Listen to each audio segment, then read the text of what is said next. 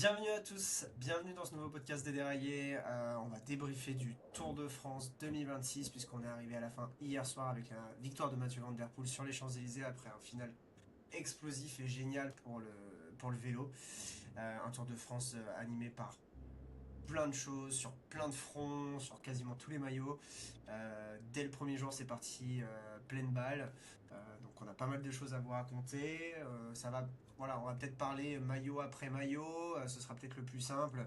Et bien sûr, on essaiera de vous donner un petit peu notre ressenti par rapport à cette course à la fin. En attendant, bien sûr, le Tour de France Femmes qui devrait commencer, il me semble, dans une semaine. Première Euh, route. Ouais, voilà, c'est ça, 1er août. Donc, pas mal de choses qui arrivent encore. Donc, Clément, comment ça va? Et est-ce que tu as passé un bon mois de juillet? Très content de vous retrouver après ce Tour de France. Ça fait un moment qu'on ne s'est pas vu. Surtout que le dernier podcast enregistré n'a pas pu être publié pour un petit problème technique. Du coup, ça fait encore plus longtemps pour nos auditeurs. Passer un bon mois de juillet parce qu'on a eu un Tour de France, même si on a l'habitude maintenant, le suspense pour la première place n'a pas été au rendez-vous. Mais globalement, on a quand même eu un très beau tour. Et puis, même hors vélo, j'ai passé un assez bon Tour de France. Alors, bah, un assez Ouais. bon mois de juillet. Bon, bah, super. On peut peut-être commencer, donc, peut-être pas étape par étape, même si forcément on va en parler. On a eu un premier départ de la région de Barcelone avec un super contre-la-montre par équipe qui a été remporté par la Visma au détriment de la Ineos d'ailleurs. Euh, Quand même assez surpris au final de cette étape-là, puisque on attendait beaucoup de la Ineos. Malheureusement, la crevaison de Kevin Vauquelin a beaucoup joué, malgré un très grand Pipo Ganna. Je sais pas ce que tu as pensé, mais moi à ce moment-là, je me suis dit que bah, en fait, il y a peut-être un coup à jouer pour Jonas Vingegaard. En tout cas, après ce jour-là. Euh, alors, pour moi, c'était pas suffisant pour me dire qu'il allait renverser tous les débats. Non. Mais non, j'ai pas forcément estimé que Jonas allait le faire ou qu'il allait avoir un coup à jouer. Pour moi, oui, ça a assuré qu'il était bien le deuxième homme fort sur ce Tour de France. Euh, donc pour moi, il était à sa place. Après, c'est l'équipe Visma Leasebike qui en soi fait un très beau chrono. Et puis peut-être du coup aussi la Net Company Neos qui est un peu en dedans malheureusement. Hein, parce que, alors, elle fait quand même deuxième, un Pipogana qui a été exceptionnel. Et puis on connaît les circonstances. Hein, il y a eu la crevaison de Hmm. Kevin Vauquelin qui les a pas aidés. Euh, mais c'est vrai que du coup, c'était là qu'on attendait le plus la Net Company Neos parce qu'on les voyait vraiment remporter ce chrono par équipe. Parce qu'ils avaient vraiment l'armada pour. Et le truc, c'est qu'après, ça s'est enchaîné sur un Tour de France assez galère pour eux, quoi. On n'a pas vu Ouais, c'est grand-chose clair. de cette équipe. Ouais, c'est clair, je suis assez d'accord. D'ailleurs, c'était assez triste, je trouve, pour une équipe d'aussi grand niveau, avec d'aussi grands coureurs, que les coches ont été loupés à différents endroits. Euh, Moi, j'ai beaucoup apprécié c'est quand même ce premier départ, puisque au final, on a eu une très belle baston dès le lendemain, avec le doublé pour UAE, avec Isaac Del Toro qui gagne sa première victoire sur le Tour de France. J'ai trouvé. Bah, d'ailleurs, tu vois, la première course en ligne de ce Tour de France se finit un petit peu, en tout cas pour UAE, de la même manière que l'avant-dernière étape s'est passée, de la vraie course, je veux dire. C'est passé donc avec une grosse fratrie, Isaac Del Toro, Tadej Pogacar, on en reparlera plus tard. Tadej Pogacar qui a voulu remettre les pendules à l'heure dès le lendemain. Moi, je sais pas ce que tu en as pensé de cette course au maillot jaune. Moi, je l'ai trouvée quand même intéressante, effectivement, jusqu'à l'étape du Lioran. Jusqu'à l'étape du Lioran, puisque on a encore Vingegaard à ce moment-là. Je vais même aller un peu plus loin, peut-être jusqu'au Markstein. Mais je pense que c'est plutôt le Lioran pour moi qui a confirmé la chose, puisqu'on a vu que Vingegaard n'avait peut-être pas encore enfin, n'avait peut-être pas la fraîcheur, même s'il montait en intensité, on avait l'impression qu'il n'avait pas la fraîcheur suite à son Giro. Je sais pas ce que t'en penses. Moi, je l'ai pas trouvé fade cette course au maillot jaune parce que Tadej Pogacar fait toujours le show quoi qu'il arrive et quoi qu'on en pense. Effectivement, c'était pas le stress des autres maillots, mais moi j'ai trouvé quand même que la course au maillot jaune avait eu quelque chose de particulier pour ce cinquième Tour de France par rapport aux deux précédents. Euh, alors oui, je sais pas, parce que en même temps, j'ai l'impression qu'on n'a jamais vu un Tadej Pogacar aussi fort. Hmm, C'est ça qui est peut-être un petit peu dommage, parce que je pense vraiment que Jonas Vingegaard était au rendez-vous. J'ai hmm. pas trouvé qu'il avait un problème de forme. Après, il fallait vraiment s'y attendre, hein, parce que Tadej Pogacar, on sait qu'il est fort, on sait qu'en plus, avec un Jonas Vingegaard qui a fait le Giro, il allait peut-être avoir des problèmes de fraîcheur sur ce Tour de France. En tout cas, on n'a pas vu de défaillance avant sa chute, de grande Mm. défense de Jonas Vingegaard. Juste Pogacar était trop fort et en même temps, enfin, il avait annoncé hein, déjà sur le Romandie, il avait dit clairement qu'il volait et qu'il s'était jamais senti aussi fort.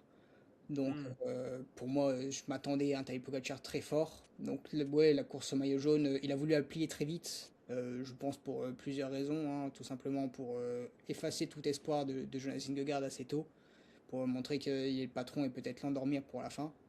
Mm. Et puis surtout, je pense que dans sa tête, Tadej Pogacar, il a un autre record que le fait d'avoir 5 Tours de France. C'est le record d'étape sur ce Tour de France. Donc, alors, un peu contradictoire parce qu'il a quand même laissé des étapes sur ce tour, mais globalement, il a très vite voulu en gagner plusieurs. Et quand il décide d'aller chercher l'étape, sauf s'il peut la laisser potentiellement à son équipier, il va la chercher. Mm. Ouais, je suis assez d'accord. Mais en même temps, tu vois, j'ai pas trouvé. En tout cas, peut-être que la course au maillot jaune, effectivement, elle a été rapidement entendue. Mais on peut pas dire que le maillot jaune n'a pas été acteur Oui, et qu'il a empêché la course, si tu veux. Maintenant, effectivement, il me semble qu'il ressort avec 5 victoires de ce Tour de France. Donc ça reste une belle razzia pour lui. Et 5 victoires pour un cinquième Tour de France au final. Donc l'image est belle. Moi j'ai beaucoup aimé cette course quand même parce qu'on a un beau podium derrière. On en reparlera peut-être un petit peu après. On va peut-être finir d'abord dans un premier temps les maillots distinctifs. Avec du côté maillot vert, Mats Pedersen, qui a longtemps lutté avec ses propres armes sur la course. Il a gagné l'étape 2 fois. Mais derrière, on a eu très peu de résultats de sa part sur les sprints massifs. Et il a au final réussi à tricoter son maillot sur les sprints intermédiaires ou sur les étapes qui lui convenaient le mieux. c'est ça. J'étais alors pas déçu de Mats Pedersen parce qu'il réalise un tour assez exceptionnel, Hum, hein, hum, toujours à l'avant, etc. Euh, mais le fait qu'il soit que trop peu là dans les sprints massifs. hum, hum, Il a réalisé un petit peu un tour un peu comme pouvait faire Peter Sagan à l'époque, c'est-à-dire sprint massif, mais surtout aller dans les échappées, prendre tous les sprints intermédiaires possibles pour creuser un écart sur ce classement.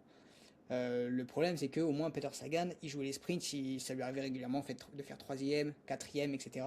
oh, ou même d'en gagner. Voilà, donc là, Mats Pedersen, j'étais un peu déçu de moins le voir dans les sprints massifs, mais en même temps, j'ai l'impression, beaucoup plus à l'avant que pouvait l'être encore Peter Sagan.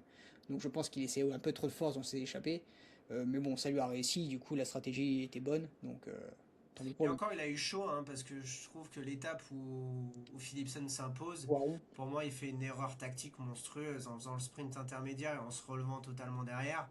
Je pense il devait se dire je suis sûr de mes forces, mais quand il a dû sentir le final approcher et les jambes commençaient à vaciller, il a dû se dire oula, qu'est-ce que j'ai fait? Parce que ça aurait pu rapidement se retourner contre lui.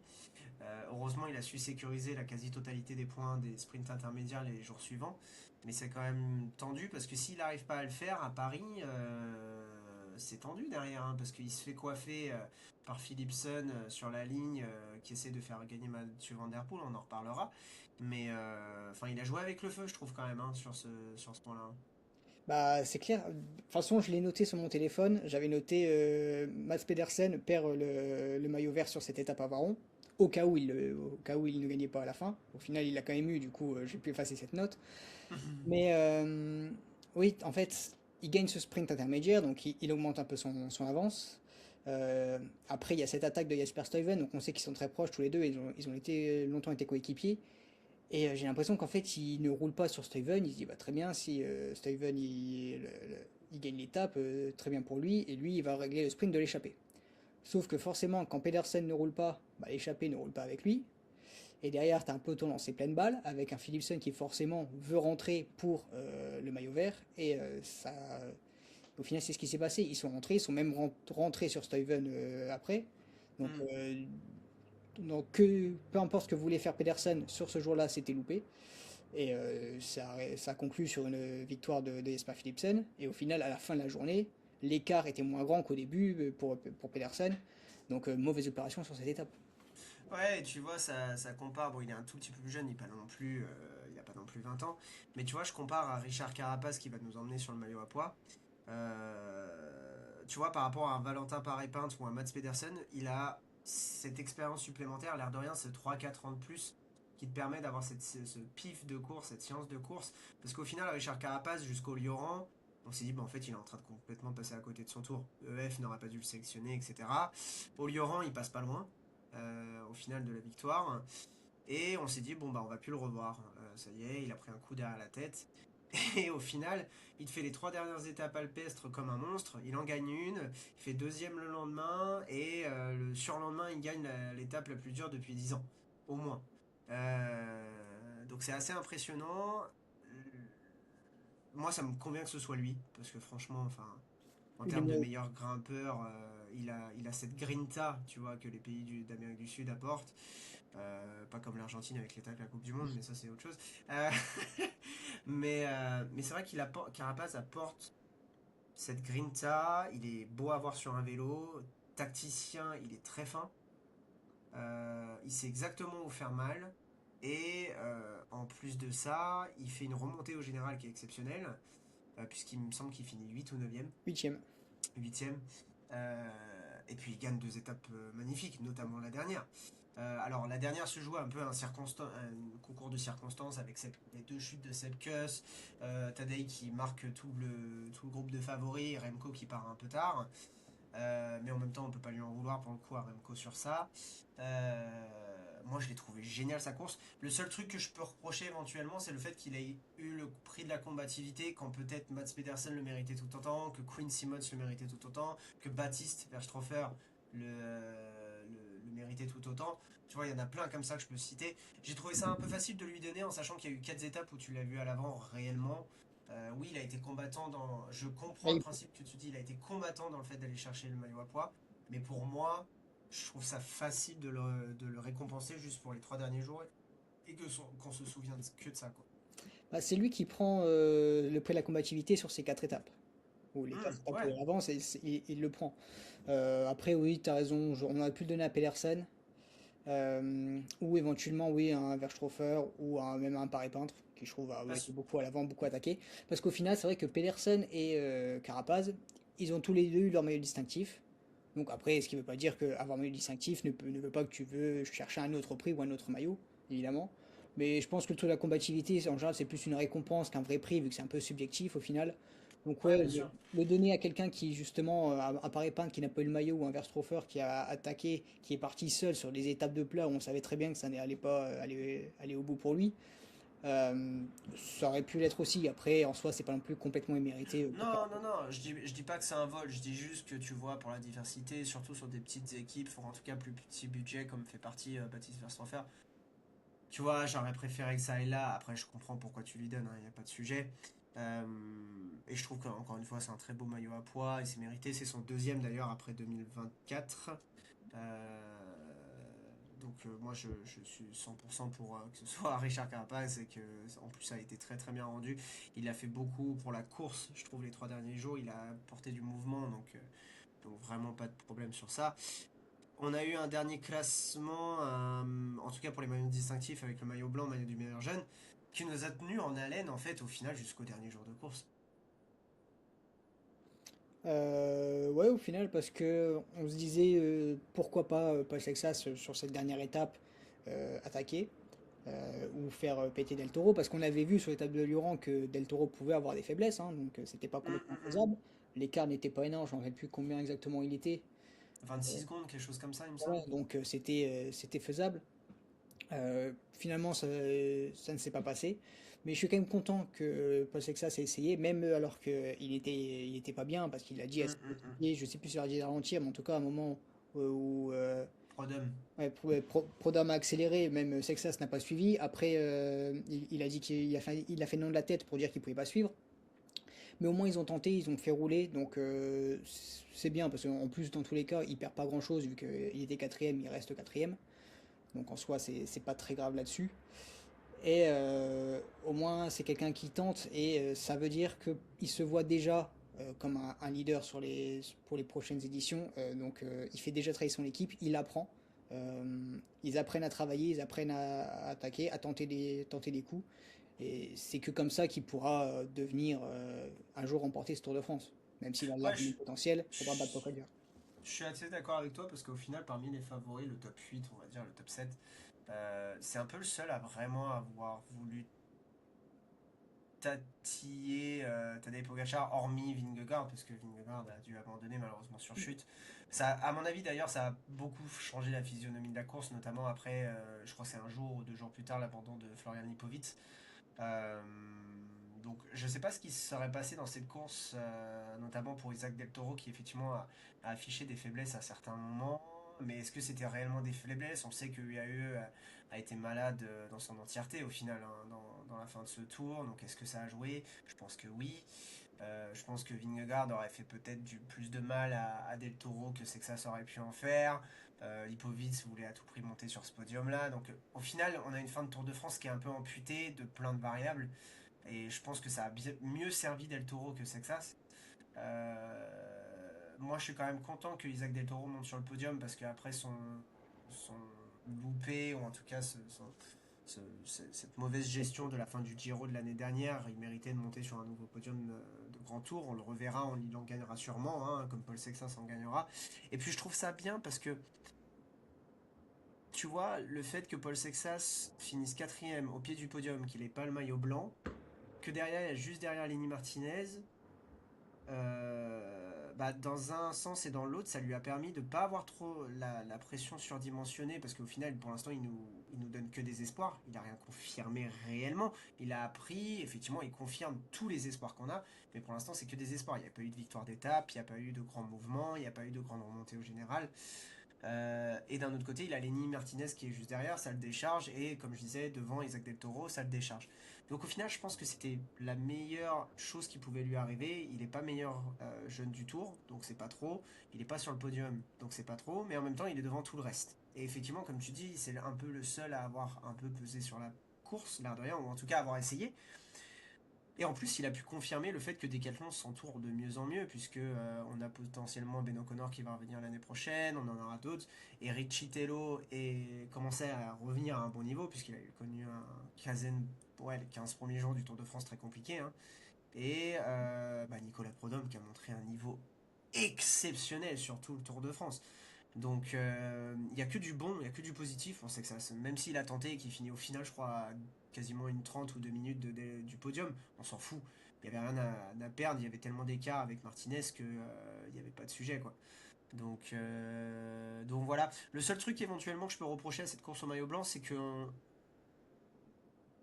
Ayuso et Martinez se sont retrouvés hors jeu trop rapidement.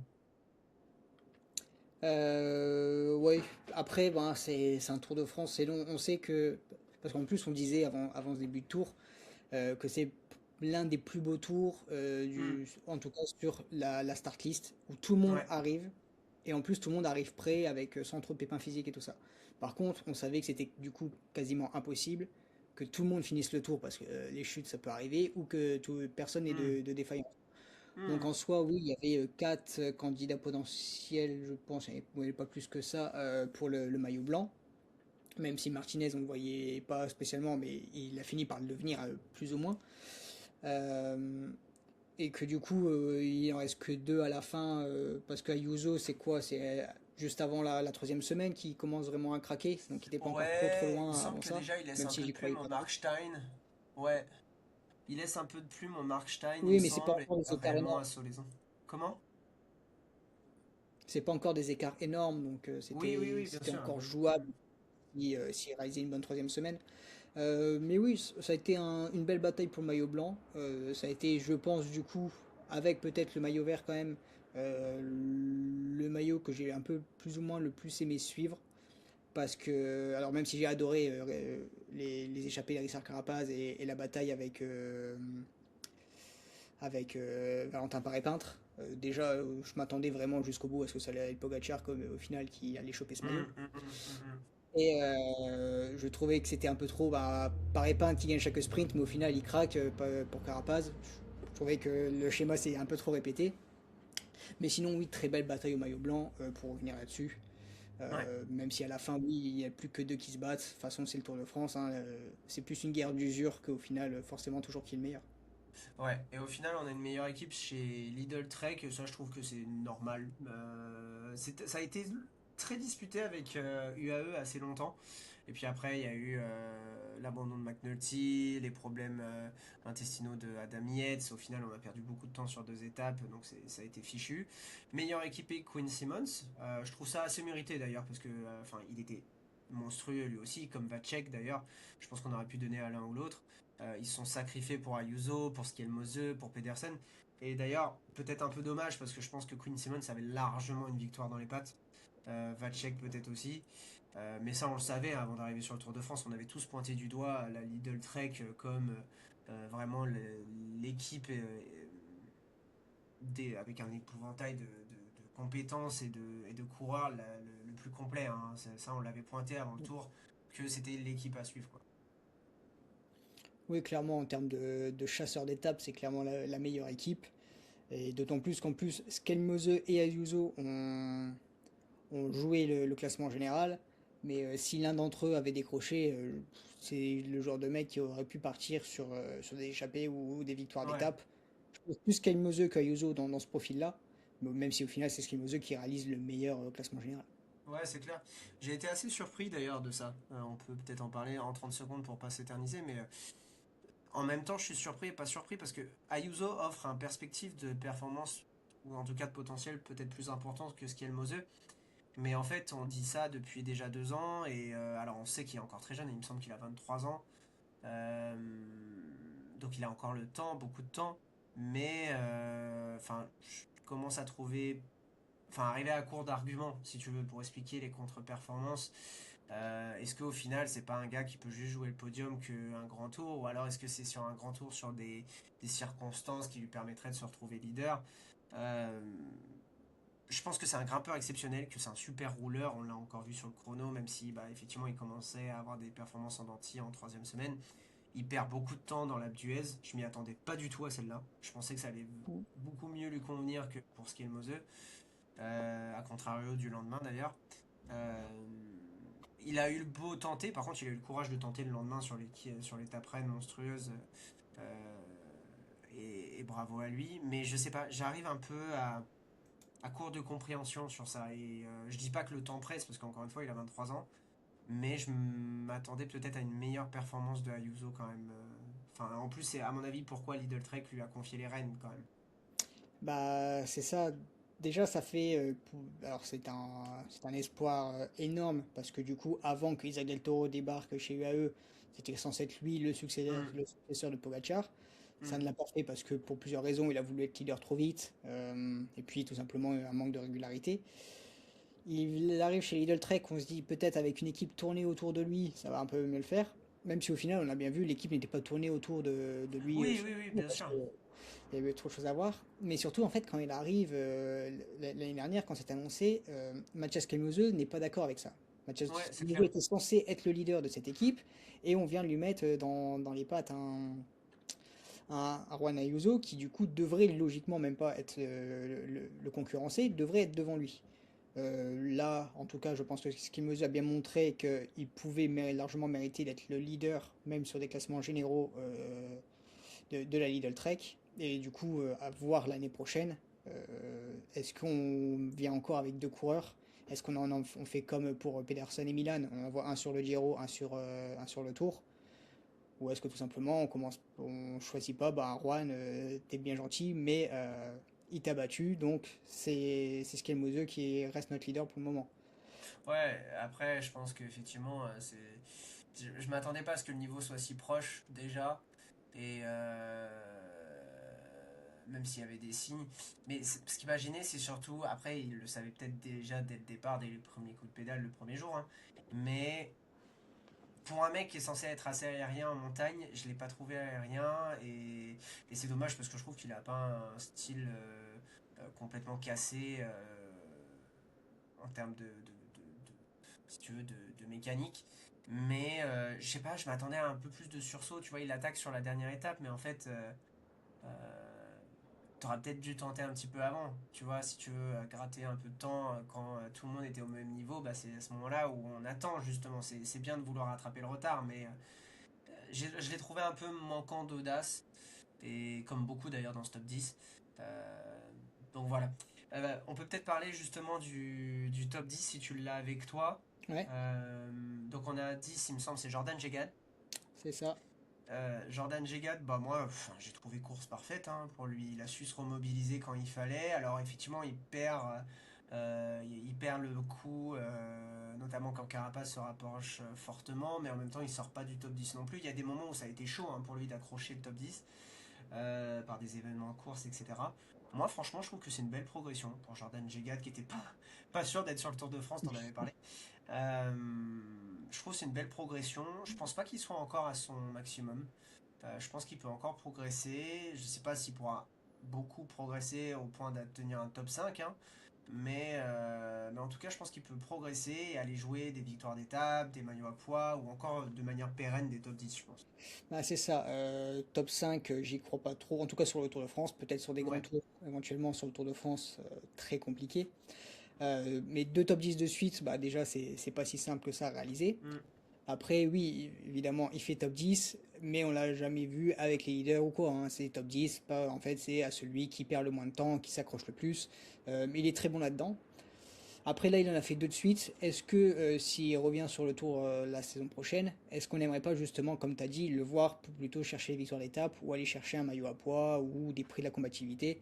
Euh, Mm. Ça peut être intéressant parce que on a vu qu'il pouvait faire top 10 de cette manière. Est-ce qu'il peut aller chercher plus au classement général? Ouais, peut-être une neuvième ou huitième place, mais globalement, je pense pas que ses capacités lui permettent de se battre avec les favoris. Donc j'aimerais bien le voir tenter autre chose la saison prochaine. Mais en tout cas, oui, beau Tour de France de sa part. Après, on a eu Tom Pitcock, il me semble 9ème, qui a fait quand même, au final, je pense qu'il a atteint son plafond de verre. Je pense pas qu'il puisse faire beaucoup mieux, en tout cas en haute montagne. Par contre, il a quand même démontré quelque chose, c'est qu'il a cette science de la course. Il est malin, il est filou même. Il est toujours agréable à voir sur un vélo. Enfin, je me souviens l'étape où c'est Van Der Poel qui s'impose, il crève, il me semble, dans la descente, et il revient, mais de manière tellement aisée. C'est impressionnant de le voir sur un vélo. Moi, je l'aime bien le voir sur le Tour de France, mais j'aimerais le voir dans autre chose que juste jouer du top 10 parce que je pense qu'il est arrivé à son niveau. Au mieux, il fera troisième effectivement d'une Volta comme il a déjà fait. Peut-être éventuellement un Giro. Mais je pense que c'est un super chasseur d'étapes et il faut pas qu'il se limite à ça. Je sais pas ce que tu en penses, c'est peut-être assez succinct et je pense que tu es assez d'accord, Et mais. c'est clairement ce que j'allais dire. Pour moi, il a le potentiel d'être l'un des meilleurs chasseurs d'étapes du monde, l'un des meilleurs baroudeurs dans ce style. Hmm. En tout cas, parce qu'il grimpe bien, il est explosif, il descend Il très sprint. bien. Euh, oui, il a un peu cette intelligence de course. Donc oui, il n'a pas le niveau pour suivre les favoris. Donc oui, au mieux, il visera des top 10. euh, Ouais, encore s'il n'y a pas trop de monde. Parce que là, s'il y a Vingegaard et Lipovic qui restent sur le vélo, il est hors ouais, top c'est 10. clair. Ouais, c'est clair. Euh, donc oui, pour moi, c'est ce qu'il doit jouer maintenant. Il y aura plus de chances de gagner des étapes, d'aller chercher des maillots à poids et tout ça. On se souviendra beaucoup plus de lui s'il décide de partir dans cette voie plutôt que de rester à viser des classements généraux. Parce que Ouais. il n'est pas fait pour ça. Je suis d'accord. Donc après cette huitième, on a Richard Carapaz, on en a déjà assez parlé, on n'est peut-être pas obligé de s'attarder sur le cas de Richard Carapaz. Moi je suis content que, en bref, il ait changé de fusil d'épaule, qu'il cherche les étapes, il va chercher le maillot à poids et en plus il fait un bon classement. Voilà, je pense que tu es assez d'accord. Bah non, du coup. Ah ouais, d'accord. Alors si, je suis quand même content parce que on sait que les dernières fois qu'il a essayé de jouer des classements généraux, ça s'est mal passé pour lui. Et du coup, le fait d'avoir fait un petit peu comme on vient de dire pour Legat et Pitcock, de changer son fusil d'épaule et d'aller chercher étape et classement de la montagne, ça lui a réussi. Mais quand tu vois le niveau, tu dis en fait j'ai envie que l'année prochaine il retente. Parce que Ouais, je vois franchement, ce que tu veux dire. aujourd'hui, on a Lenny Martinez qui fait cinquième. Pour moi, Carapaz était au niveau Lenny Martinez sur ce tour. Mais largement, largement. Donc cinquième, il pouvait aller le chercher. Donc Ouais, moi, ok. j'aimerais bien le revoir jouer le classement général. Pas que forcément qu'il va le faire tous les ans, mais le revoir faire le classement général. Oui, bien Ouais, sûr. et puis pour le coup, lui, il a peur de rien, je suis d'accord. En septième position, donc du coup, on a Juan Ayuso, si je me trompe pas. Ouais. Dont on vient d'en parler, voilà, un petit peu décevant. Peu mieux, on va mettre la note peut mieux faire. Voilà, un 12 Ouais, mais sur 20 pour une première fois leader sur un Tour de France, c'est pas mauvais. Mais voilà, je mettrais pas mieux que 12 sur 20 sur Juan Ayuso. Mose, bah, je mettrais mieux, hein, du coup, forcément, je mettrais 13 ou 14 parce que déjà, il a été intelligent, il a su se gérer quand il y a eu des coups de chaud, il a su lisser son effort. Moi, je l'attendais vraiment pas à ce niveau en haute montagne. Qu'il fasse les 2 premières semaines à ce niveau-là, franchement, pas de souci. Par contre, derrière, je m'attendais pas à ce niveau-là. Donc, vraiment exceptionnel de sa part. Je pense que, voilà, on est assez clair sur ça, à part si tu me dis que. Bah, pour moi, avec Martinez, c'est la surprise de ce classement général. Pour moi, Hmm, c'est complètement son tour. Il bat Juan Ayuso, son coéquipier, donc il montre que c'est lui qui mérite d'être leader. En tout cas sur ce Tour de France, hein, peut-être que hmm, sur le long hmm, terme, hmm. ça changera. Mais ouais, très, très belle course de Mathias Kenoze. Même si, après, je comprends pourquoi il a fait, il roule. À la fin de la d'Huez, d'ailleurs, quand Del Toro le regarde très très mal après la ligne passée, parce qu'il ramène Sexa sur lui, on comprend bien qu'il roule pour bah, déjà éviter de perdre trop de temps, mais surtout pour distancer au maximum Ayuso. J'ai trouvé Ouais. ça un petit peu. Ouais, un petit peu filou quand même. Hein. Mais c'est la première arrivée à la LPGS, hein, c'est pas la Ouais, deuxième. ouais, la première arrivée, ouais. La première Ouais, arrivée. mais il essayait aussi peut-être de perdre le moins de temps possible sur Martinez. Oui, oui, bien sûr. Oui, oui, je pense Donc, que c'est ces deux cas-là. et puis là, par contre, c'est le seul moment où, globalement, j'ai beaucoup aimé le tour de Isaac Del Toro, mais c'est le seul moment où je me suis dit, bah, genre, alors je comprends, hein, quand t'as la course, t'es fatigué, tout ça, ça t'emmerde. Oui, bien sûr. Mais Skimose, s'il veut rouler, il roule en fait. Et Oui, non, mais bien sûr. il avait deux raisons. Lâcher Non, mais bien Ayuso, tu sûr. dis, bon, vouloir lâcher son coéquipier, c'est peut-être pas la raison la plus éthique, je sais pas si c'est le terme exact à employer, mais voilà. Équitable, hein. Par contre, il avait une raison pour ne pas perdre trop de temps sur Martinez. Donc pour moi, ce que Skelmos roule, c'est tout à fait logique. Oui, oui, non, mais je suis d'accord avec toi. C'est juste, moi, c'est le truc par rapport à Yuzo qui m'a sauté, enfin, m'a sauté aux yeux en premier. Maintenant, donc là, on est à la 6e position, on arrive à la 5e, on a Lenny Martinez. Et c'est là où, tu vois, je vais dire deux choses. Je pense que si Florian Lipovic est là, il fait pas 5e, Lenny Oui. Martinez. Je ne pense même pas qu'il fait devant Ayuso et Skelmose parce que je pense réellement que la présence de Florian Lipovic aurait changé drastiquement le format de la course. Ou il aurait peut-être fait la séparation entre les deux, tu vois, Skelmose, Martinez, Ayuso. Mais je pense pas qu'il aurait eu les mêmes passes droits, de se mettre dans des échappées, etc. Donc moi j'aurais mis Florian Lipovic 5e devant Martinez. Après, voilà, on met Martinez où on veut derrière, mais je pense pas que Lenny fait meilleur que Florian. Je pense que Florian Lipovic aurait fini devant Sexas personnellement. Mais oui, Hmm, globalement, je suis d'accord avec toi sur ton analyse. probablement. Euh, alors pour le cas de Lenny Martinez, c'est... Attends, attends, je vais dire ma deuxième chose aussi. Je vais dire, Vas-y, dis là. j'ai dit qu'il y avait deux choses. Je vais dire qu'il y avait deux choses. Effectivement, il fait quand même au final une belle performance au classement général sur le papier. Par contre, les 2 derniers jours, il m'a donné toutes les envies de le détester. Vraiment. J'adore son tempérament, enfin, c'est un putain de battant.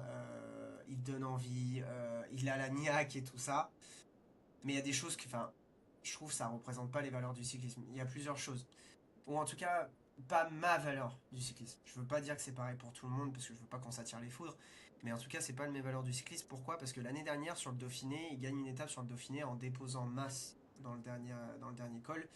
Après avoir fait du cinéma pendant 2 bornes, comme quoi il était cramé, cramé, cramé, et il attend que Mas se baisse pour demander un bidon ou rattraper un bidon, et il l'attaque à ce moment-là. Donc déjà, en fait, ça c'est pas fair play, d'office. Ça c'est une chose, ça c'était passé, point barre. Le fait qu'on n'ait pas de victoire française sur le Tour de France, c'est aussi grandement parti à cause de lui, d'accord? Pourquoi? Parce qu'en fait, sur l'étape, pour moi, de la d'Huez, Pogacar, effectivement, il fait une montée astronomique. Je sais pas quel mot adjectif tu veux mettre parce que de toute façon il bat le record de Pantani, donc c'est légendaire. Mais jamais de la vie, à 3 ils doivent se faire reprendre sur cette étape-là. Je pense que tu vas arriver sur le même truc derrière, mais jamais de la vie, ils doivent se faire avoir à 3. Dans tous les cas, vu la forme qu'il était, même si Carapaz avait attaqué 8 fois dans les 3 derniers kilomètres, il ne l'aurait pas décroché. Et il est le plus rapide des 3, en tout cas sur le papier, il est le plus rapide des 3 au sprint. Donc, je vois pas pourquoi tu t'empêches de collaborer avec Kuss, qui est jamais le dernier à collaborer, qui est un super grimpeur, donc il va t'emmener, et en plus il est pas incisif sur les accélérations, tu vas pouvoir suivre. Richard Carapaz, effectivement, qui est vachement incisif, lui il a aussi l'objectif de la montagne, donc dans tous les cas, tu sais qu'il va repartir le lendemain, donc il va faire des efforts, donc en fait tu vas pouvoir rouler avec lui. Et 3, c'est quoi le cinéma que tu fais avant là? C'est quoi le cinéma que tu fais pendant les 3-4 Je suis désolé, hein, c'est vraiment ça m'énerve parce que c'est pas le vélo que je veux voir. Tu fais un cinéma pendant 3-4 bandes du début de l'Alpe d'Huez jusqu'à les premières attaques de Carapace, en mode je tourne la tête, je fais des grimaces, etc. Je passe pas un relais. Par contre, bizarrement, il te décroche pas. Et en plus, dans le final, tu vas sauter Carapace au sprint pour aller chercher la deuxième place. Et en plus, apparemment, de ce que j'ai compris, tu lui coupes la chic dans le dernier virage, puisque ça fait réagir Richard Carapace après. Et tu dis que c'est pas ton problème. Ah mec, sérieusement. Genre c'est pas la première fois qu'on te voit faire ça, c'est comme les victoires qu'il a eues sur Paris-Nice. C'était je laisse faire les autres, je laisse faire les autres, je monte en train et je coiffe tout le monde à 500 mètres. En soi, j'ai pas de problème avec le fait que si c'est sa force, faut qu'il l'utilise. D'accord. Mais là sur 12 km, t'as pas pris un relais mec. Je suis désolé. Voilà, c'était mon coup de gueule du truc, tu le savais que ça allait venir.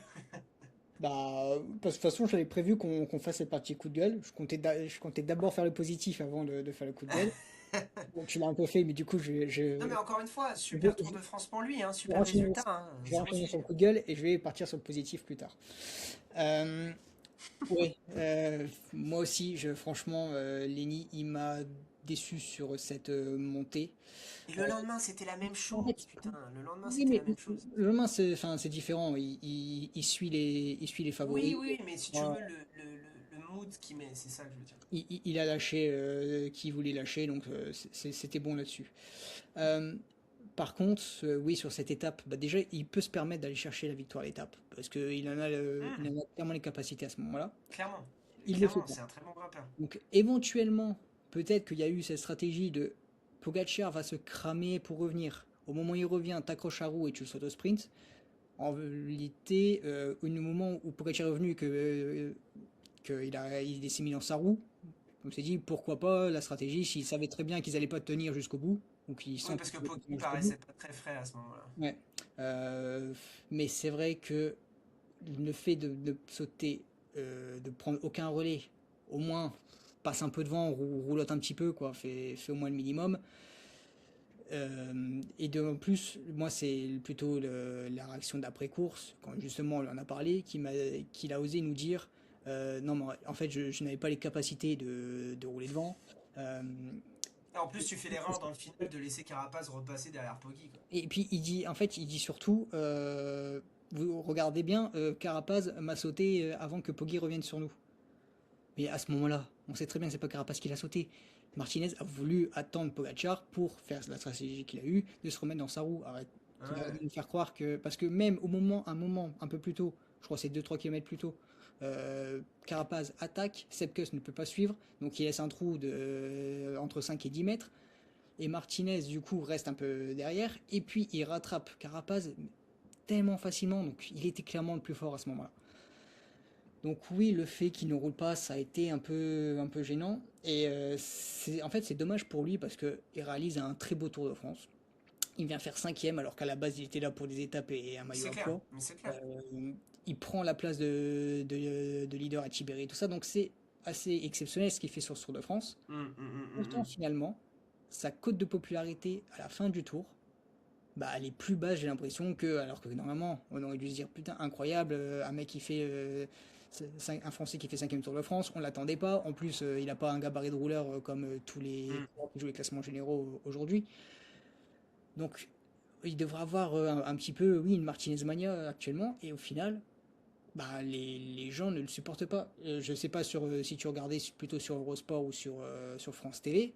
Sur France TV, tu sentais bien que Jalabert, Ah ouais, il en avait gros, ouais.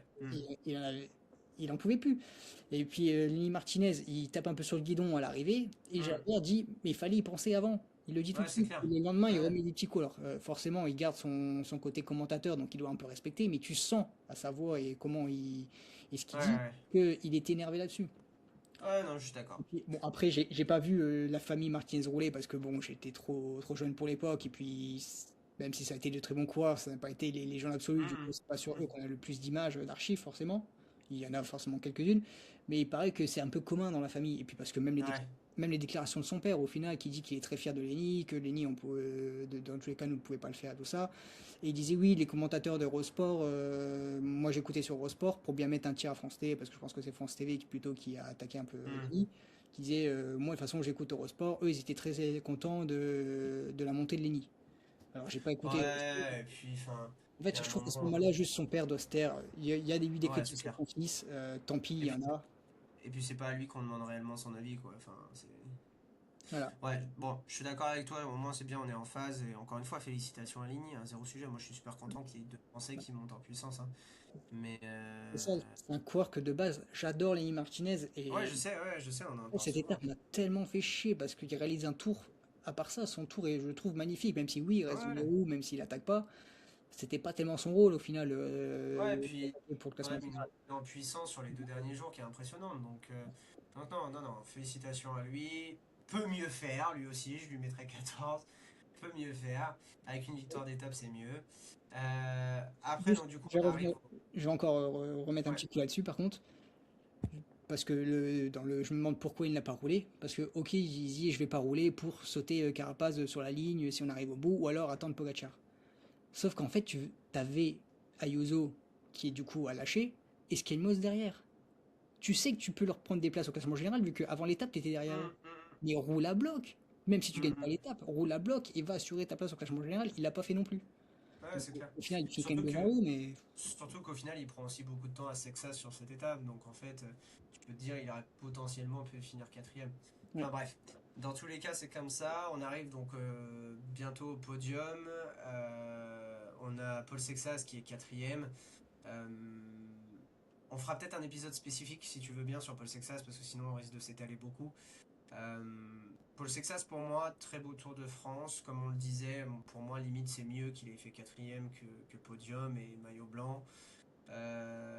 Pour une première, on s'attendait effectivement à ce qu'il craque plus que ça, mais on le voit quand même hein, qu'à l'Alpe d'Huez sur la dernière étape, ça y est, c'était là. Ouais. C'était là en termes de fatigue. Fallait que ça s'arrête quoi. Mais d'ailleurs, beaucoup de clients, enfin beaucoup de clients, des clients des montagnes, donc les cyclistes, beaucoup de coureurs ont dit que voilà, c'était bien que ça se termine parce qu'il y a eu la canicule, il y a eu des étapes très dures, les derniers week-ends étaient monstrueux.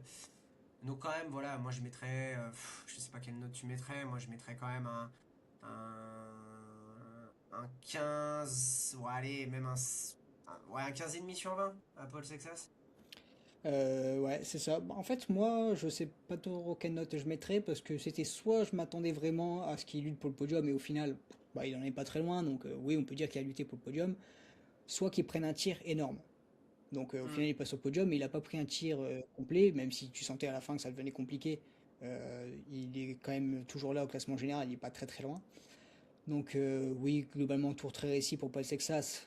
Ceux qui s'attendaient à beaucoup mieux, c'était soit les mecs qui ne suivent pas trop le vélo, ou alors... Les purs fanatiques. voilà, c'est ça.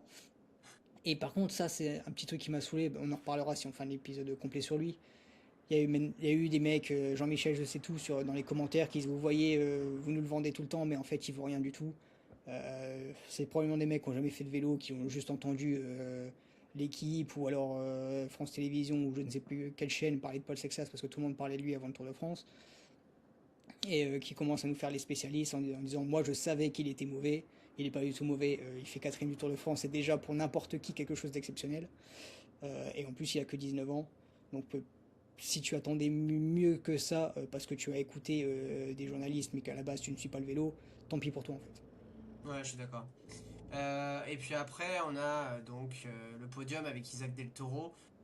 Bah, Tour de France réussi, hein. On peut lui mettre peut-être 16 sur 20 à Isaac Del Toro. Moi, je lui mettrais 16 sur 20 parce que peut mieux faire en termes de préparation montagne.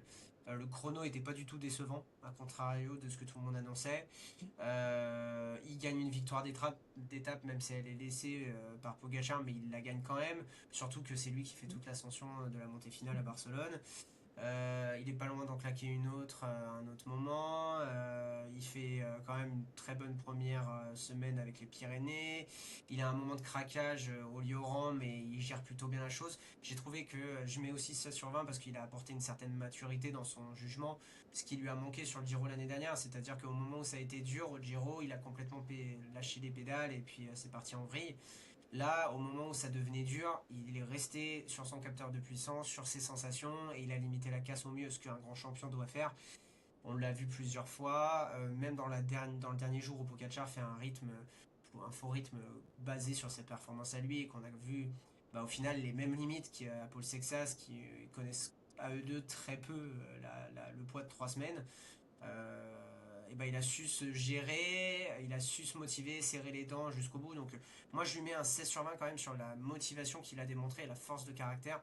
Et les 4 points manquants, ouais, je dirais juste, voilà, peut-être à progresser en montagne. Par contre, et aussi je lui mets 16 sur 20 parce qu'il a eu un rôle d'équipier modèle quand même. Enfin, il aurait pu jouer un peu plus sa carte comme un Juan Ayuso aurait fait encore du temps de l'UAE. Pour moi, Isaac Del Toro, on sait que c'est la bromance avec Tadej Pogacar, mais d'autres coureurs n'auraient peut-être pas fait autant que lui il a fait. Euh, Peut-être que d'autres coureurs on aurait tenté un peu plus leur carte individuelle. Hmm. Après, globalement, l'équipe AE a quand même eu les armes pour ne pas avoir besoin Ne de pas avoir besoin, vraiment ouais. de Hmm. Isaac Del Toro, un peu sur le Tour de Malais sur Hmm. la troisième étape. Aussi un petit peu plus tard, mais globalement ça va. C'est peut-être Pogacar qui a fait peut-être plus de kilomètres pour Del Toro que l'inverse. Ouais, bien sûr. Mais oui, tu as raison, pour moi je mettrais un 16, là où il perd peut-être les 4 points du 20 sur 20. C'est même pas tant de sa faute, c'est juste qu'on a un Remco Evenepoel qui a été au-delà des attentes, ce qui a été exceptionnel je trouve. Hmm. Ouais, ouais, je suis d'accord. Bah, tu nous emmènes parfaitement sur Remco. Moi aussi, je l'ai trouvé exceptionnel. Je lui mettrais. Ah, tu vois, je vais quasiment lui mettre la note que je mettrais à Poggi. Tu vois, je lui mettrais 18 sur 20. 18 sur 20, c'est exceptionnel. Il partait de loin hein, quand même après les premières étapes pyrénéennes. On se disait, ah bah en fait, Lipovic va le manger tout cru. Même après le Lioran. Bon, au final, en plus, Lipovic a dû abandonner. On ne sait pas ce que ça aurait donné au final avec Lipovic. Peut-être que le top 5 aurait été complètement différent. Euh, mais quand même exceptionnel. Il gagne 2 étapes, dont une où on peut toujours dire ouais, mais est-ce que Tadej avait vraiment pas laissé la victoire? Moi, je pense pas qu'il lui laisse. Je pense qu'il était tellement concentré sur Del Toro qu'il a cramé ses jambes pour le sprint et C'est ça. Remco a saisi l'opportunité. Parce que tu le vois quand même serrer les dents, hein, Poggi. Il se rassoit parce qu'il n'arrive pas à rester debout. Il ouvre grand la bouche sur le sprint. Enfin, pour moi, il ne lui laisse pas. Et le chrono, mais le chrono est exceptionnel, encore une fois. Mais qu'est-ce que c'est beau de le voir en chrono. Et en plus, il s'est pas arrêté là. Effectivement, l'Alpe d'Huez, c'est le seul à ressortir derrière. En plus, il s'est gêné par les motos. Ça aussi, putain, faudra qu'on en parle sur un autre podcast. On en parlera peut-être au niveau du prochain, en parenthèse de Paul Sexas. Mais il fait une super montée de l'Alpe d'Huez. Et en plus, le dernier jour, à 3 km de l'arrivée, enfin en tout cas, le dernier jour, c'est pas vrai, l'avant-dernier jour, à 3 km de l'arrivée, il retente encore pour aller mourir à 26 secondes. Alors j'ai pas aimé trop l'attitude après la ligne, alors je comprends, voilà, il voulait gagner à tout prix à la télé, c'est pas de sujet. C'est pour ça d'ailleurs que je lui retire peut-être un point, c'est encore, même s'il apporte beaucoup au cyclisme par sa dynamique et tout ça, Peter Sagan il apportait beaucoup par sa dynamique et tout ça, mais il n'avait pas cette attitude de rageux, tu vois. Là ça fait vraiment le rageux, le gamin à qui on a dit non.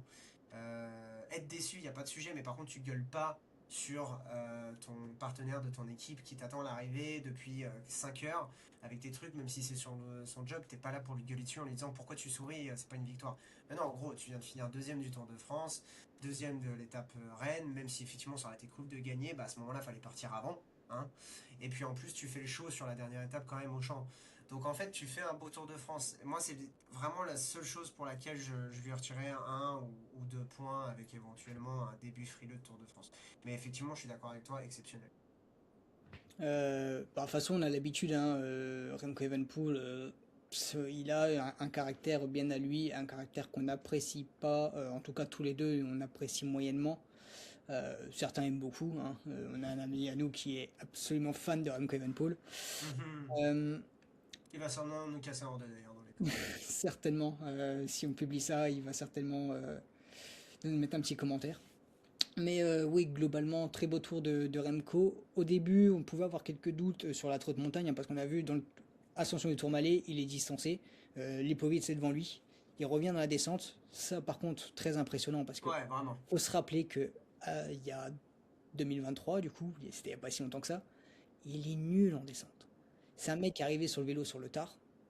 Ouais, Donc, plus une grave blessure sur le Tour de Lombardie c'est au début ça. de sa carrière. Donc, il manque énormément de technique sur le vélo. Donc, tout ce qui est descente et tout ce qui est pavé, il est pas bon. En tout cas, il ne l'était pas.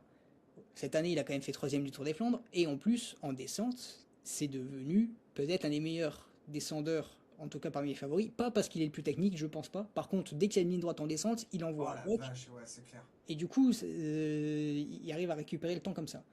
Donc le fait d'avoir progressé à ce point dans les descentes, ça je trouve ça exceptionnel parce que c'est un âge où normalement, sur la technique pure, tu progresses plus tellement. Ouais, c'est clair. Donc ça c'est exceptionnel, il a dû faire un travail de fou, bien plus que, ça m'impressionne peut-être beaucoup plus que le travail physique de base, le fait de Mm. progresser à ce point techniquement. Après, au final, je pense qu'il aurait fini devant Lipovic parce que il avait alors peut-être une minute d'avance sur Lipovic, ou peut-être un peu moins, je sais plus, avant le chrono. Et on sait qu'il reprenait une minute, il aurait repris une minute sur le chrono. Et je pense pas que, vu la forme que Remco a eu sur cette dernière semaine, je pense pas que Lipovic sera allé le chercher. Ouais, t'as peut-être Par raison, contre, ouais, t'as peut-être raison. faut pas, le tour de Lipovic avant sa chute, c'est un super Lipovic, hein. Pour moi, il n'a pas grand-chose à envier à Evenepoel avant sa chute. Et en tout cas, il prouve qu'il peut toujours être leader de cette équipe, soit sur d'autres grands tours, ou alors vous peut-être voir encore l'année prochaine s'ils sont encore alignés tous les deux. Par Mm. contre, on a vu qu'ils s'appréciaient pas trop. Ouais, c'est chaud, ouais.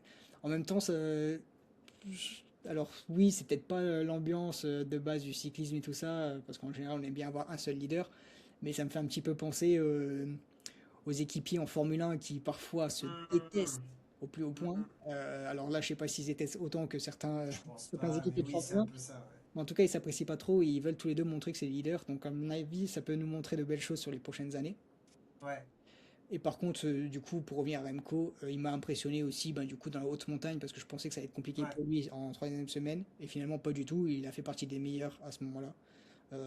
Il a enfin retrouvé la régularité jour après jour, chose Mm, que mm, mm. ça pouvait lui manquer. C'est ça qui lui manquait d'habitude sur les grands tours. Donc exceptionnel de la part de Remco. Franchement, j'aimerais bien lui mettre 20. Je, ouais, je vais peut-être pas y aller non plus parce que oui, il a son caractère. Et on va dire que sur ouais, non, même pas. Le tour Malais, c'est pas grave vu qu'il est revenu dans la descente. Donc, ouais, allez, 18-19. Ça marche. Et puis tu vois, je le trouve mieux armé pour d'autres grands tours. Là, tu vois, si demain il va sur un autre grand tour, je le mets favori, tu vois. Il a pris en Donc, confiance. ouais, c'est clair, c'est clair. Et puis même, tu vois, il a peut-être trouvé la bonne recette avec aussi la perte de 4 ou 5 kilos, je sais plus. Mais je me demande même si c'était même pas 6 d'ailleurs. Ah, par contre, il y a un autre Euh, truc. Je verrais plus aller sur le 18 que sur le 19 pour une déclaration aussi qu'il a faite. Il a dit quand Pogacar ne sera pas là, je gagnerai le Tour de France. Ouais, d'accord. C'est comme sur Liège-Bastogne-Liège, il avait plus d'expérience que Paul Sexas. Ouais, mais en fait, à la limite, qui gagne parce que là, c'est possible. En soi, Pogacar, il finit deuxième. Bon, il y a Vingegaard qui a sauté Oui, aussi. oui. Mais en fait, par exemple, Jonas Vingegaard, lui, à chaque fois, il dit qu'il peut battre Pogacar. Alors, on peut ne pas trop aimer la manière de courir de Jonas Vingegaard, mais il est persuadé, je ne sais pas si c'est juste de la com ou s'il en est persuadé au fond de lui, Non, il je veut pense qu'il battre en est Pogacar. persuadé. Il veut battre Pogacar et il donne tout pour le faire. Il n'y arrive pas, tant pis. Remco, cette déclaration, c'est vraiment oh, bon, je peux jamais battre Pogacar, j'ai bien vu le niveau, donc je laisse faire. Et pour moi, du coup, ça colle pas avec le fait d'être quelqu'un qui a un peu la rage au moment où il fait deuxième d'une étape. Si il en et tout Hmm. ça comme certains grands champions, ça doit être un grand champion jusqu'au bout et vouloir battre le champion ultime, même si on sait que c'est quasiment impossible. Ouais, je suis d'accord. Je suis d'accord. Bon, bah, on arrive sur le dernier de ce podcast, hein. Bien sûr, on arrive sur Tadej Pogacar. 5 fois vainqueur sur ce Tour de France, 5 fois vainqueur du Tour de France. Franchement, moi je suis assez ému de ce truc-là parce que je sais que quand on a commencé le vélo à peu près en même temps, toi et moi, on était fan de Alberto Contador. Je retrouve du Alberto Contador chez Tadej Pogacar. Je retrouve du Chris Froome chez Tadej Pogacar. Je retrouve du Peter Sagan chez Tadej Pogacar. Enfin, au final, je trouve qu'il a grandi avec les mêmes stars que nous et on le ressent chez lui. Sur toutes les étapes, il était fan aussi de Fabien Cancellara, bah, on le voit sur les pavés. Il était fan de Peter Sagan, donc il fait le show partout dès qu'il peut. Il disait qu'il aimait les grandes échappées d'Alberto Contador, il le faisait. Les descentes de Nibali, il s'en est inspiré, même s'il n'est pas aussi bon, bien sûr, mais en même temps, c'est compliqué de faire aussi bien. Il y a peut-être que Tom Pidcock ou Van Der Poel qui s'en approchent, et encore. Euh, Moi, je trouve qu'il représente toute une génération de 2010 en un seul coureur. Et franchement, connaître un mec dans notre génération, tu te souviens, on se disait, mais c'est impossible qu'aujourd'hui un coureur gagne 5 Tours de France. Le dernier qui l'a fait, c'était Indurain entre 90 et 94, ou non, 91, 95. Euh, Avant ça, c'était Hinault, Merckx, Anquetil. Enfin, ils étaient quatre, quoi. Quatre dans l'histoire du cyclisme, et là, on a enfin le cinquième. Enfin, c'est exceptionnel. Après, est-ce qu'il en gagnera un autre? Apparemment, il en veut un sixième, et après, potentiellement, Là, s'arrêter c'est ce là. qu'il a dit. Ouais, moi, Sa je pense qu'il déclaration vaut mieux. exacte, c'est le Tour de France, je n'aime pas les clubs, je vais essayer d'en sortir. Je n'aime pas les clubs. Bah, le club des 5. Du Ah, coup, d'accord, ok, j'avais pas compris. donc, Bon, bah, c'est génial. Je pense qu'il faut. S'il en gagne 6 soit il arrête, soit il va à 8. Je pense que ouais, 7 c'est ça va parce lui que porter trop préjudice. On commence déjà à en avoir marre. Enfin, moi, je me suis battu tout le Tour de France. Et à mon grand défaut, hein, dans les commentaires avec des gens qui n'y connaissent rien, qui n'ont jamais mis un vélo entre leurs jambes pour aller faire des compétitions le dimanche, qui connaissent rien des méthodes d'entraînement, de l'aérodynamisme, des outils de travail qu'ils utilisent avec les moyens qu'ils ont.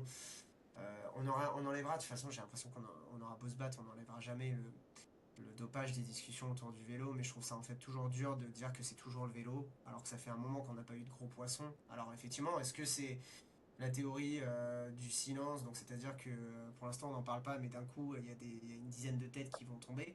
J'en sais rien, moi je pense juste que sur le moment, faut apprécier ce qu'on a devant les yeux.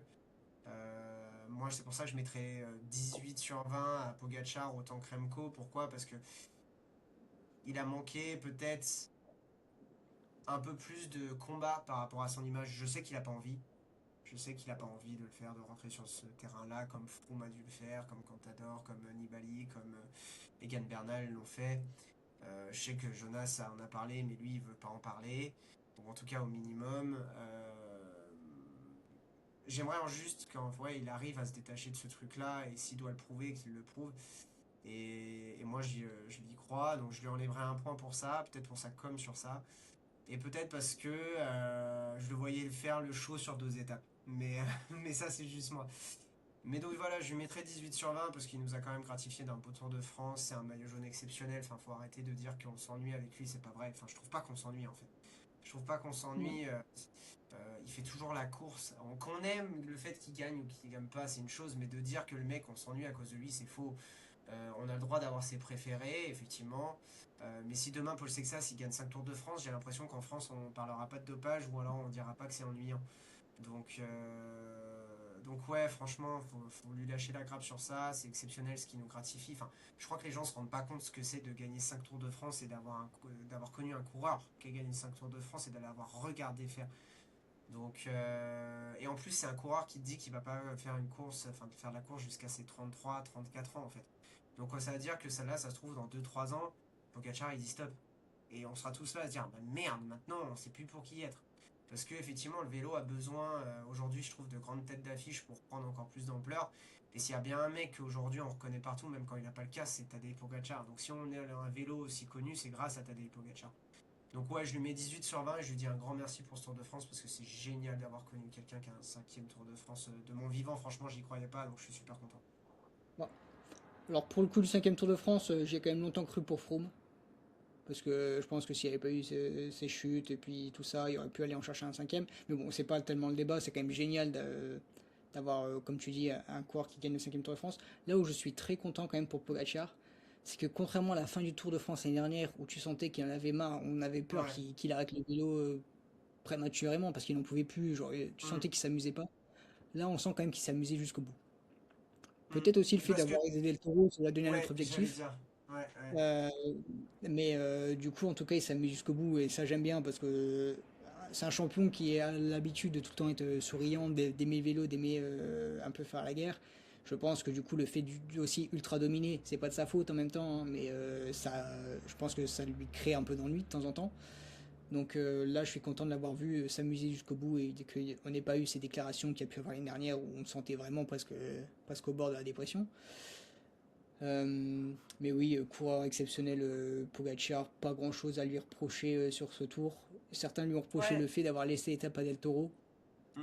Euh, Moi, pas du tout, je trouve ça bien. Pour moi, il va chercher cette étape, sauf qu'en fait, il voit très bien que Del Toro a mis un rythme assez fort pour que les autres sprints ne parviennent pas à suivre Del Toro. Du coup, il relâche juste un peu le pied pour laisser son coéquipier passer devant la ligne. Franchement, c'est pas grand-chose, hein, c'est pas l'énorme sacrifice. Et en plus, c'est pour un coéquipier. Si c'était pour un autre coureur, je veux bien, mais pour un coéquipier, pour moi, c'est pas Ouais, un scandale. ouais, et puis tu vois, enfin, je pense qu'il faut aussi le remercier parce que tu vois, enfin, si on a une étape Paris-Champs-Élysées aussi exceptionnelle et qu'on a Mathieu Van Der Poel qui gagne, c'est grâce à lui. Parce que dans le dernier, enfin, quand tu arrives sur Rivoli, tu le vois qui lui parle à un moment donné. Donc il a dû lui dire qu'il sait très bien qu'il va pas l'allumer au sprint, qu'il n'y a pas assez de secondes parce qu'il y avait à peine 6 secondes d'écart. Et tu le vois prendre un relais, mais de mammouth, avant que Van Der Poel se décale pour essayer d'aller chercher la victoire. Donc, tu vois, même là, il est acteur. Si Van Der Poel gagne, je dis pas que c'est Van Der Poel gagne, c'est grâce à Tadej Pogacar. Mais sans Tadej Pogacar, est-ce que même la course, elle est la même? Donc, tu vois, on peut Mm. pas dire qu'on s'ennuie quand il est là, parce que c'est pas vrai. C'est pas vrai. Enfin, je trouve que c'est pas vrai. Qu'il gagne, effectivement, et qu'on n'aime pas, bah, ça, c'est une chose. Qu'on l'insulte de dopé, de toute façon, on fera jamais comprendre aux idiots qu'ils ont tort. Et en plus, au-delà de ça, encore une fois, si le final, il est aussi exaltant sur les Champs-Élysées, mais c'est parce qu'en plus, il y avait le maillot jaune devant et que c'est Tadej Pogacar et que c'est Van Der Ouais. Poel qui gagne, qui est l'autre coureur de sa génération. Donc, ouais, enfin, moi, je lui dis un grand merci pour tout ça, quoi. Et puis bah, pour cette dernière étape, je pense, oui, on va pas non plus dire Van Der Poel gagne grâce à Pogacar parce que c'est faux. Hein. Van Der Poel, c'est ses jambes hein, qui font avancer le vélo. Bien sûr, ouais, c'est clair. Par contre, oui, je pense qu'il n'aurait pas gagné s'il était tout seul. Mm. Et le truc, c'est que le seul qui peut le suivre, c'est Pogacar. Donc déjà, à partir de là, et en plus, Pogacar a roulé pour lui parce que supposons que Mats Pedersen était sorti avec Van Van Der Der Poel. Poel.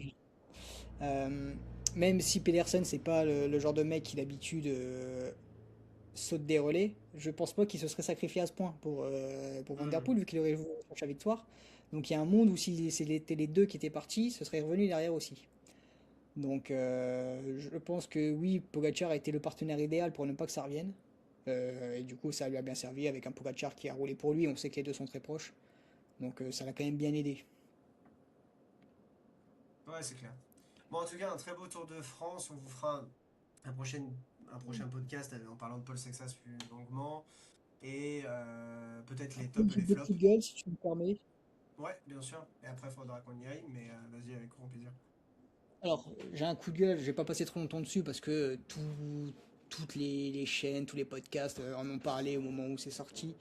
C'était quand même sur les contrôles en pleine nuit. Ah, mais oui, je comptais en parler en fait dans l'autre podcast, mais t'as raison, vas-y, en 30 secondes, je suis carrément d'accord avec toi. Je trouve ça juste inadmissible de réveiller un coureur au milieu de la nuit pour des trucs de. Alors, de coup, selon le règlement, ils ont droit s'il y a de réels soupçons. Donc maintenant, il faut qu'ils nous apportent les réels soupçons. Pour juste dire, oui, bah les mecs sont forts, bah merci en fait. Dans ces cas-là, tu peux le contrôler au milieu de la Et nuit, puis il y a n'importe quand. une ordonnance d'un juge. Oui, oui, mais en fait, ça c'est un petit peu. Parce que du coup, moi, il y a un autre sport que j'aime beaucoup, c'est le MMA. Il y a eu aussi un peu ces débats avec. Donc c'était l'USADA hein, qui contrôlait à l'époque, aujourd'hui je crois que c'est plus eux. Là c'était l'ITA pour le Tour de France. Ces organismes, ils veulent à tout prix choper quelqu'un parce qu'ils veulent justifier leur financement parce que du Ah coup oui, c'est c'est clair. des Hmm. énormément de financement et du coup ils veulent choper quelqu'un et du coup ils utilisent toutes les méthodes possibles. Les mecs sont les mecs sont contrôlés après l'étape quand ils réalisent un bon résultat, quand ils finissent sur le podium, quand ils ont un maillot distinctif. Et en plus, ils peuvent être contrôlés par les tirages au sort au hasard. Donc qu'est-ce que tu as besoin en plus de le contrôler au milieu de la nuit? Donc je vais pas dire que c'est parce que Johan Singer a dormi 40 minutes de moins qu'il est tombé, je pense pas. Je pense qu'il serait tombé aussi, c'est juste une erreur de trajectoire. Euh, Ouais, mais ça peut jouer. mais quand même, oui, ça peut éventuellement jouer. Et en fait, juste, va pas les réveiller au milieu de la nuit. T'as d'autres moyens, parce que donc, l'explication, ça a été que maintenant, Les donc, microdoses. ils arrivent à avoir des effets de l'EPO avec des microdoses qui disparaissent au Hmm. bout de quelques heures. Hmm. Du coup, déjà, il faudra m'expliquer, parce que du coup, je suis pas expert en biologie, etc. Si ça part en quelques heures, donc en tout cas, le fait que le produit soit détectable, est-ce que du coup, les effets aussi partent en quelques heures? Parce que dans ces cas-là, je vois pas pourquoi un coureur se dope au milieu de la nuit pour aucune raison. À part éventuellement pour la récupération, mais bon, je pense que ce serait beaucoup de risques pour pas grand-chose. Euh, et en fait, tu as un moyen très simple en fait de vérifier, parce que du coup, si l'ITA a tant de moyens à mettre dans la lutte contre le dopage, tu veux contrôler Jonas Vingegaard, tu le contrôles avant qu'il aille se coucher, tu fouilles toute la chambre, et tu plantes un mec devant la porte, toute la nuit. Et si quelqu'un rentre ou sort de la chambre, tu le suis et tu regardes ce qui se passe.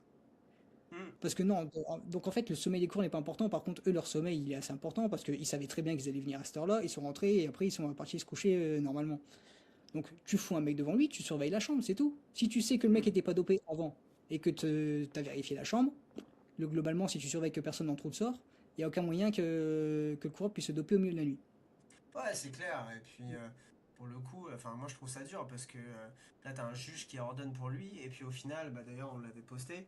T'as Matej Moric qui te sort 2 jours plus tard qu'il y a un coureur ou deux du top 10, notamment un qui est Paul Sexas, hein, parce qu'au final, tout le monde a Ouais. deviné. Qui est Paul Sexas, qui a jamais été contrôlé en plein milieu de la nuit, qui a au pire été contrôlé, il me semble, vers 20, 20h, 21h, donc c'est largement encore faisable. Même la Bora, ils ont été contrôlés quasiment à minuit. Donc en fait, pourquoi effectivement tout le monde n'est pas à la même amende? Tu vois, c'est toujours encore une fois. Enfin, c'est-à-dire que quoi, au prochain Giro, ça veut dire que Giulio Ciccone il sera pas contrôlé. Enfin, tu vois, c'est pas possible ça aussi. C'est ce que je disais. Si Paul Sexas gagnait le Tour de France, il serait pas dopé. Donc je suis entièrement d'accord avec toi que c'est pas des conditions pour faire des contrôles et qu'il y a d'autres solutions effectivement pour le faire, c'est clair. Ouais, donc voilà, on en reparlera peut-être un peu plus profondément plus tard. Et Hmm. deuxième coup de gueule, du coup, là, je vais essayer d'être un peu plus concis. Donc j'adore le fait d'arriver à la Rue Le Pic, enfin d'arriver aux Champs-Élysées en passant par la Rue Le Pic. Je trouve que l'année dernière c'était un spectacle exceptionnel et cette année encore, pour des raisons différentes. Mais le fait de geler les temps, l'année dernière je comprends parce que le pavé était glissant, Ouais. mais cette année franchement, dans ces cas-là, tu fais un grand tour de 20 jours et juste une parade le dernier jour. Venez pas nous casser les couilles avec une dernière étape et en fait à quoi ça sert du coup de rajouter la Rue Le Pic si c'est pour geler les temps? Parce que à la limite, ou alors tu mets une sorte de délai, genre si tu finis à moins de 2 minutes, ça va. Mais là parce que du coup tu regardais l'étape et il y avait la petite icône au-dessus, groupe maillot blanc, 8 minutes. Hmm, hmm, hmm. Donc c'est pas pour dire oui, Paul Sexas aurait été sur le podium, parce que du coup je pense que Del Toro se serait battu un peu plus pour revenir dans le groupe. Donc c'est pas du tout pour Paul Sexas que je dis ça, mais en fait pour moi c'est pas normal. Tu veux finir sur le podium du Tour de France et à la dernière étape, quand il y a des mecs qui se battent encore, t'es dans un groupe à 8 minutes. Pour moi, Hmm. alors oui, je veux bien que les coureurs ils disent qu'ils préfèrent avoir une dernière journée tranquille. Steve Chenel, tout à l'heure j'ai écouté le podcast où Steve Chenel y était en roue libre et il disait que les coureurs ils préfèrent être surposés le dernier jour parce que c'est un peu une fête. Thomas Voeckler sur la moto disait que en tant que coureur il aurait aimé que ça gèle les temps, mais c'est vrai qu'en tant que spectateur il préfère que les temps ne soient pas gelés. Pour moi, les temps ne doivent pas être gelés. Si le Tour de France dure 21 étapes, si tu es lâché sur la 21e, même à l'époque où c'était les Champs-Élysées classiques, et que tu perds du temps là-dessus, bah tant pis, tu perds du temps. C'est 21 étapes, tu dois arriver au bout. Et du coup, pour moi, finir à 8 minutes sur la dernière étape, c'est pas normal. Ouais, je comprends. Bon, en tout cas, on en parlera un peu plus long, effectivement, de cette coup de gueule lors d'un prochain podcast. Merci tous d'être venus. On espère que ce Tour de France vous a plu. Là, c'est un format plus long, on vous scindra des choses. En tout cas, c'est avec grand plaisir qu'on vous retrouve. Et puis, moi, je vous dis à très bientôt dans les déraillés, notamment pour le Tour de France féminin.